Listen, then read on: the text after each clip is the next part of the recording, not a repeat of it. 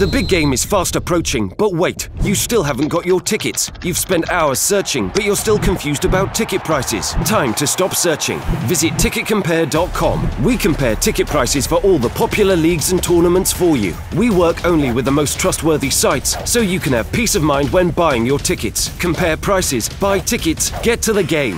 Ticketcompare.com. Buying tickets made simple.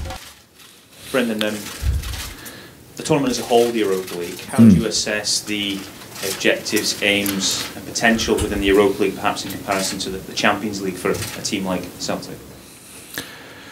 Well, we have to be realistic, as always. It's you know, there's some great teams in it, and of course the nature of the competition means it's going to be very difficult for us, you know, and probably likewise the Champions League, you know, we're going to be tested to the limits really in terms of where we're at in comparison with some of the other teams, but for us it's a really exciting challenge. I think our objective was to get through the group stages of the Champions League, which was a great effort by the players, and now we can focus in over these two games, playing against a very, very good side with an excellent manager, and again another game that will really test us. So, but we've always embraced every challenge, you know, in this European adventure that we've had in the last couple of years, and we've got a reward by getting through the group stage, by getting to here now, and hopefully, as I said, over the two games we can perform very well and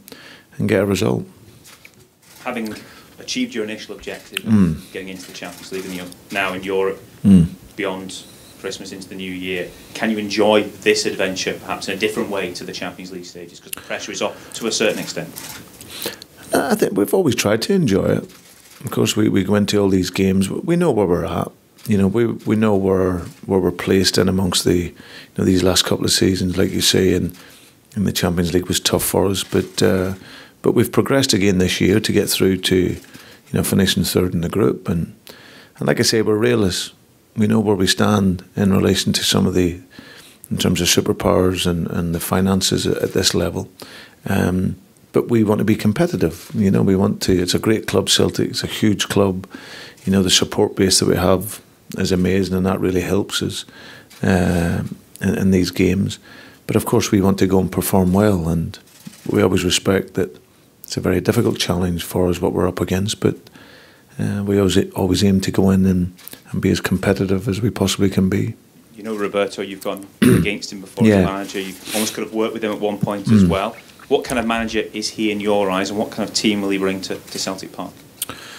Well, I think firstly he done an excellent job at Manchester City, and that was when I first came across Roberto. We obviously at Swansea when we played against him in Liverpool. So he done a great job. Manchester City were virtually at the beginning of their journey there.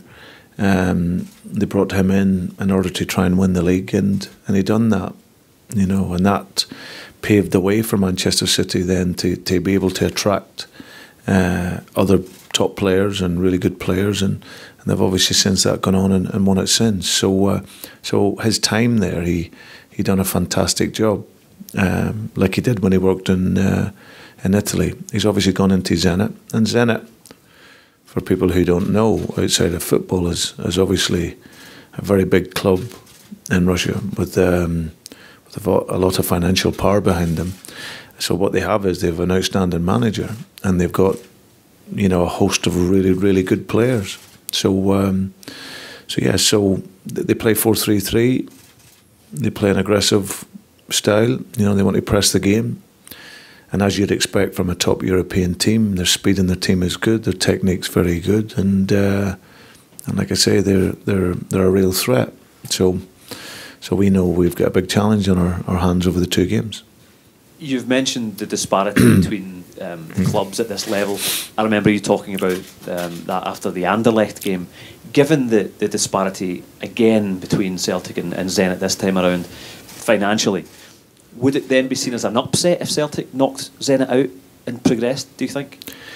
Yeah, I think it's fair to say that, you know, in terms of the standings of both teams across Europe, I think it's be fair to say that they would obviously be favourites. People certainly within football will probably look at it and see Zenit as the team, that probably would be favourites to go through.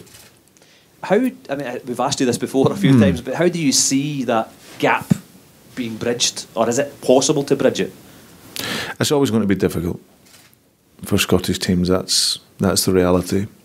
I think that first and foremost for us, our charge here is always to try and look to win the league, to gain entry into a qualification phase for Champions League, and then either that alongside European football is very important for us, and of course then that allows you to have greater funds in order to build your club.